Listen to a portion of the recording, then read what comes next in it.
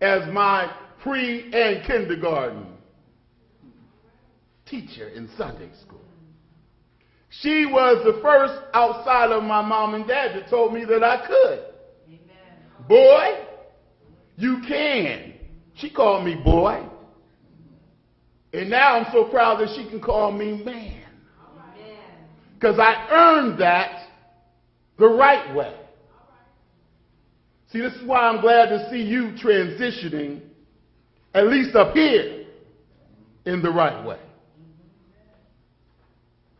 Those Sunday school teachers, after my mother and father gave me my first exposure to a holistic approach to education, approach that made me reflective of the body, the mind, and the spirit in their relationship to the Creator. I praise the Creator in everything that I do. I've always understood it's not about me. Pastor, when they had me as interim chancellor, they thought that they took that away from me. They didn't understand that I understood that they had nothing to do with it. And if you're faithful, you're back doing what God has for you to do in your life. And so I stand here, an unbelievable example of that. Just when they thought, and whoever that they is, thought it was over, God said, here it is. Here's the work. Stay consistent. Continue to educate yourself. Don't cry because you're down get down on your knees for the right reasons. Look up and out. Prepare yourself. And so education arises very naturally out of our social, cultural, and spiritual relationships. Certainly then, we don't in any way believe that the African encounter with education began with our encounter in America or Europe. Dr. Kunjufu, all of them, and my man Dr. Bracey, they're going to all speak to that. We can quickly dispel that error in perception right up front. Education for the socialization of the young and for the service to the kingdom community and village have an ancient presence in Africa and deep roots in particular contexts out of which it arose on that continent. So it started there. It didn't start when someone said, pick up a bale of cotton. Or when they tried to keep it from you. It started long before we came here. And now here we are. However, the horrid subordination of Africans in peculiar institutions, in these particular institutions, particularly that of American slavery, was a radical jolt to the psyche. Have your psyche ever been jolted?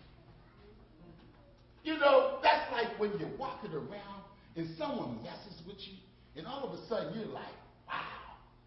It's, you know, Liz is going to tell you that's a Kairos moment. When you got to check yourself before you wreck somebody else. I know you've had them at work. Some of us have it at home. Some of the young people, they ain't manning because they say they're getting it out of their parents. Well, yo, you better be glad I'm not your daddy. Because you be having a lot of those moments with me.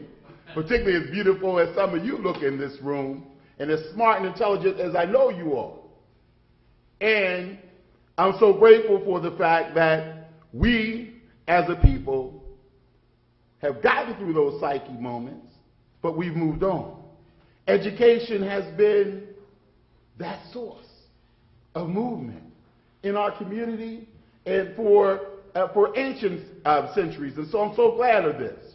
This form of subordination of African Americans was virtually filled with the social, cultural, religious, economic, and political world of slaves, and it became circumcised or limited to reinforce a subordinate and inferior status as it related to those who were empowered during the colonial and post-revolutionary period in America.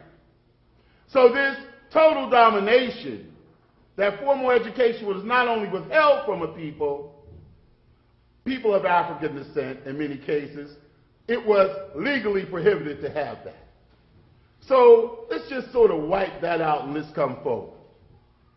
A sharp mind will quickly understand the contradiction between all of that in our reality. A truly animalish mind will not understand that. Our ancestors had tremendous resilience, and most importantly, they had unbelievable faith. Why? Because of events like the Haitian Revolution in the 18th century and the slave revolts in the South during the early decades of the 19th century made it very clear that despite being treated like animals, the people from Africa were very much more human and not content with the inhuman domination to which they had been subjected. What was clear is that when human beings are given the opportunity to reflect on their condition and allow the tools to improve it, they will take full advantage of that. You know, have you ever been told that you're not that smart? Has anyone ever made you feel that way? Well, let me tell you. Growing up in that wonderful city that I love in Pittsburgh, there were many times that someone tried to make me feel that way. When I came to Boston, my first essay was living alone or being alone. That was the title. I felt alone. He talks about basketball. I was a recruited student athlete, Jim Calhoun's first Division I athlete when he was there.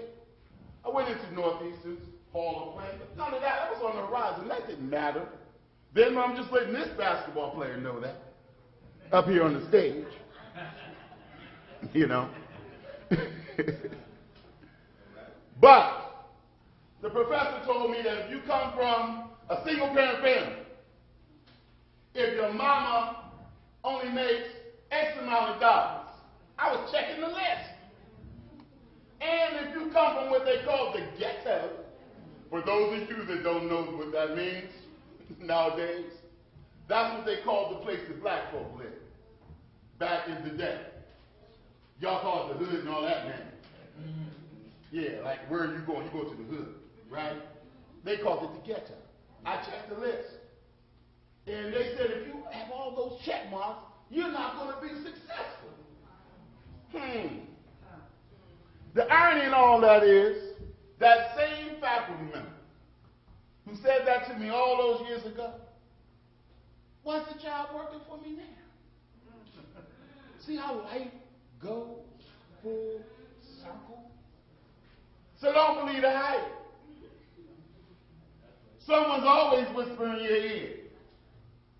Don't go to church. It don't matter. Then look at what's going on in their life. You better go somewhere. Don't try this or that. Why are you going to school? It won't matter. No one's getting a job. Well, not just that normal person. I'll find a way to do that. I'll network myself into a job. Ignorance is a useful tool. It's been used against us for so many years. It's great when you don't know where to look. You know, what's the difference between a student that can sort of walk around campus all day and lift every weight in the weight room but can't lift a book?